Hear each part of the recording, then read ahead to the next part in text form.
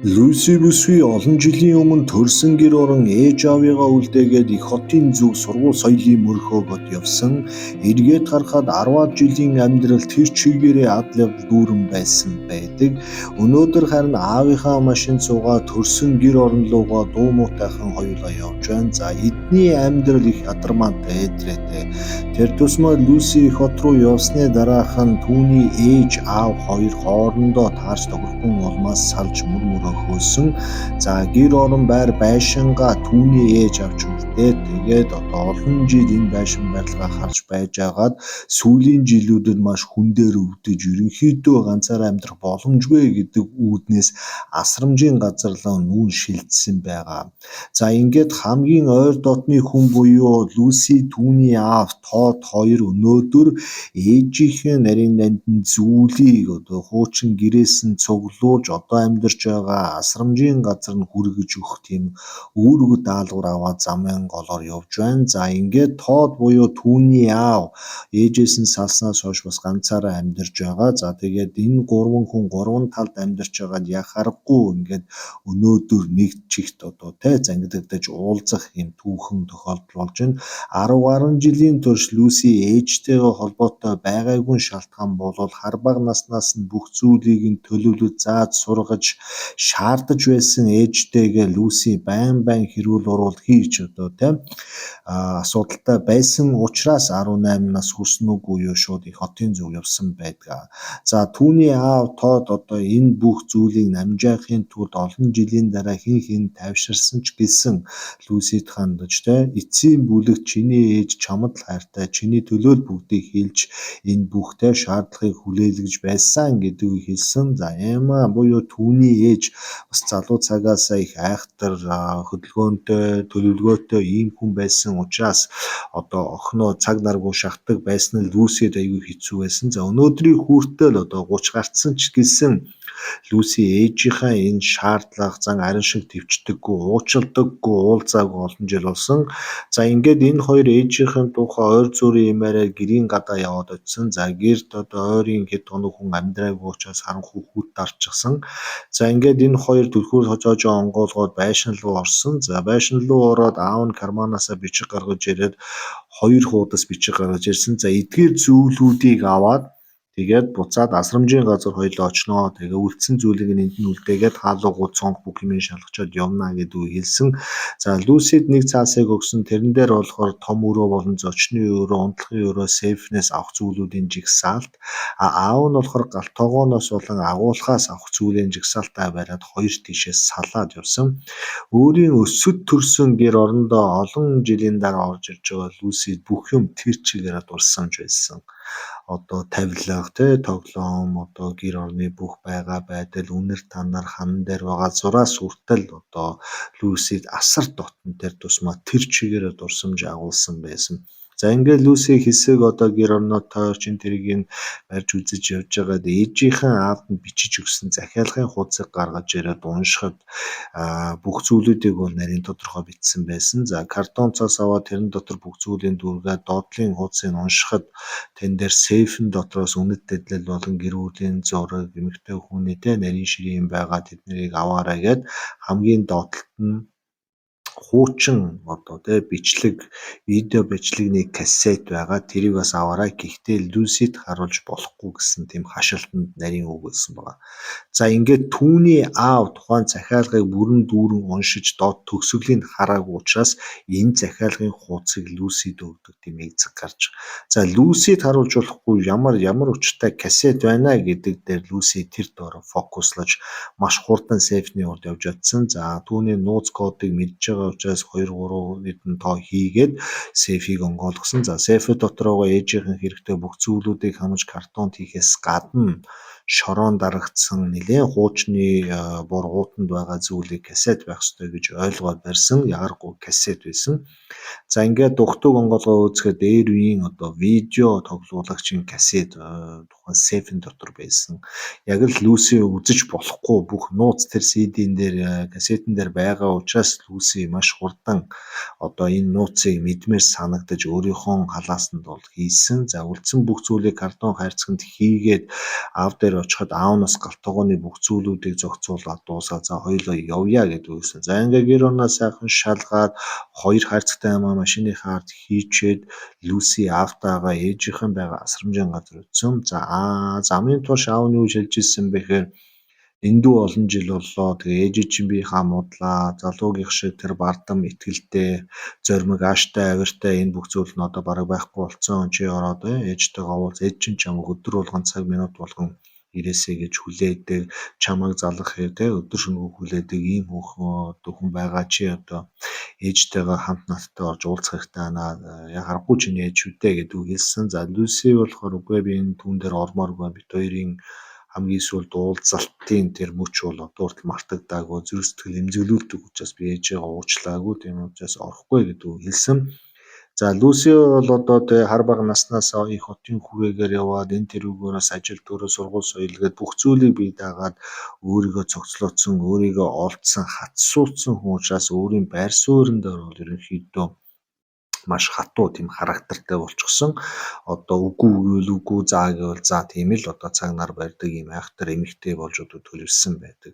За ингээд Люси асрамжийн газрын үүдэнд бууж ирээд одоо өөрийнхөө хоёр хайрцагтай зүйлийг аавдаа өгөөд би орохгүй би цаашаа явна гэж хэлдэг.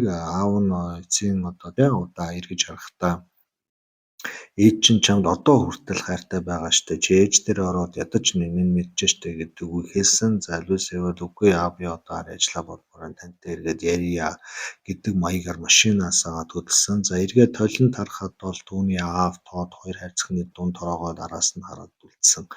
За ингээд Люси ч бол яг нөгөө карманда байгаа хуурцаг буюу видеог одоо байн тэмтэрч үзээд машина хурдан унаад гэртээ ирсэн. За гэртээ ирэнгүүтээ гэрийнхэн агуулгыг өгч байгаа дээр юм видео магнитофон буюу тоглуулагчийг гаргаж ирээд тухайн кассетийг одоо зурагтайгаа залгасан аз болж одоо жирэлзээд хөндлөн зураа шажигнж гарч агаад яхаарахгүй дээр юм бичлэг бол явсан.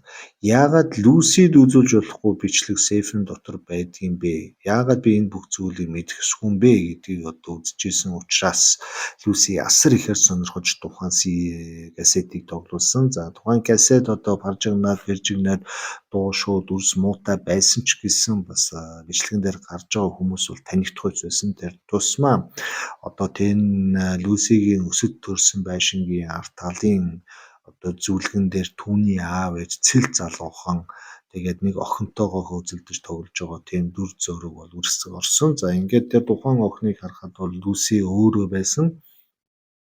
За Люситэй ингээд ээж аав нь гомдтой хөрхөн тоглоод инээж хөхрөөд ингээ байж байгаа дүрс бичлэгийг хараад Люсид бол асар дотн байсан. Гэтэл бичлэгний дундуур түүний ээж Эма одоо тухайн гүүж байгаа жоохон охиныг Хлой гэж дууддаг. За ингээд Люси гэдэг хүн бол Люси, Хлой гэдэг хүнийг бол мэдэхгүй. Люси нэр усаа солиод Люси болоогүй. Тэнгүүд мэл гайхад сэл хөхрөөд бичлэгийг нарийн сайн харахад бол яг харахгүй бол өөрөө л байсан. Тэгээд яагаад одоо өөрийг нь Хлой гэж дуудаж байгаа юм болоо гэдгийг гайхаад тухайн бичлэгийг дуусангуут нь авч кармалаад аав ээж хоёр насрамжийн газар байгаа учраас маш хурдан очиж одоо учрыг олно гэдэг тийм ойлголттой буцаад явсан. За ингээд буцаж явж асрамжийн газар ирэхэд яхаарахгүй аав нь ээжтэй нь асрамжийн газрын одоо өрөөнд нь уулзаа сууж ирсэн. За үүдний ресепшн дээр Люси бүсгүй очоод өөрийн ээжтэйгээ уулзах гэж ирсэн юм а гэдэг нэг хэлсэн. За тэнгууд одоо ресепшны ажилтан бид нар одоо таныг анх удаа харж байна. Та ямар хүн дээр ирж байна? Таны ээжийг хэн гэдэг вэ гэсэн. За тэнгууд Эма гэдэг хүн байгаа гэж хэлэхэд одоо ресепшн болон бусад хүмүүс бүгд гайхаад та тэгвэл Люси юу гэж хэлсэн байдаг. Тэнгүү та бүхэн намайг мэддэг юм уу гэсэн чи танай ээж чинь манай асрамжийн газарт ирснээс хойш дандаа охиноо ярьдаг Люси гэдэг ухаантай охин байдаг их хотод амжилт гаргаа ажил бизнесийн цэцгэлээд явж байгаа хорвоо дээр байгаа ганц нандин эрдэн одоо энэ хорвоогийн хамгийн хөөрхөн охин энэ гэсэн дандаа магтаалын үг хэлдэг.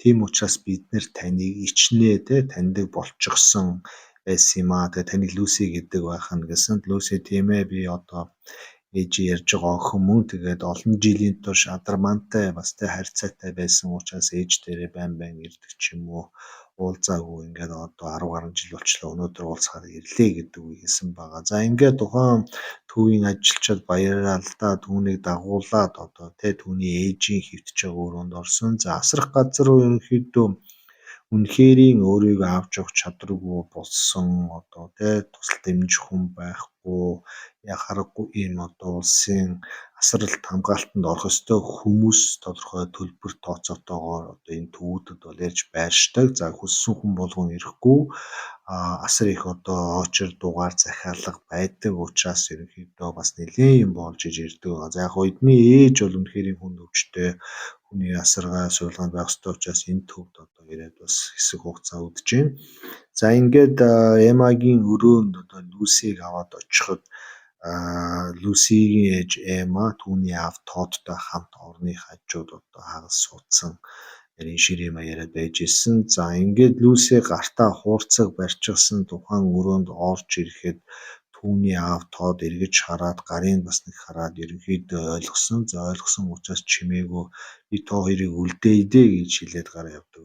За түүний гарт байгаа зүйлийг харахаас гадна олон жил охиноо хараагүй Эма тэр дороо мэгшин уйлж наашир миний охин гэж орилсон. За ингээд Люси ээж дээрээ очиж тэрвүүлсэн. За тэрвүүлээд одоо ээжинтэй зөрхөрч уйлаад Люсиг тавихгүй байсан. За ингээд тавьшраад хоёр тийшээ болоод салахад Люси сайн уу ээжээ би танаас асуух асуулттай ирлээ гэдэг үг хэлсэн. За яг энэ асуултыг асууд дуусны дараа түүний ээж Эма гаран дах сэдийг хараад ерөнхийдөө бүх зүйл одоо тийм нууц задарсан байна гэдгийг ойлгосон. За тэнгуут ээж нь яаж хэлэхээ мэдэхгүй байна хаанаас нь эхлэх үү гэдэг үг хэлсэн. За тэнгуут Люси холгой гэж хэн юм бэ? Юу хүүхэд вэ гэдэг одоо асуулгыг асуудаг. За тэнгуут Эма одоо бүх зүйл ойлгомжтой болцоосоос би чамд хэлье. Холгой гэдэг бол Абит хоёрын чинь анхны охин байгаамаа.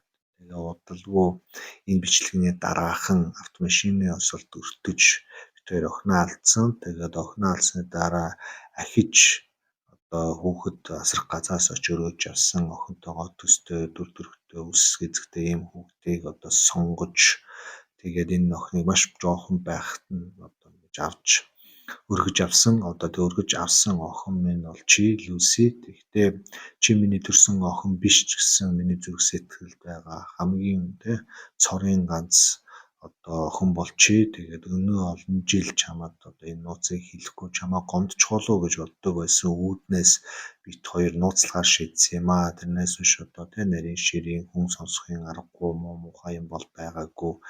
Энэ олон жил энэ нууцыг чамд хэлээгүй. Тэ бид нар бас шаналж явсан.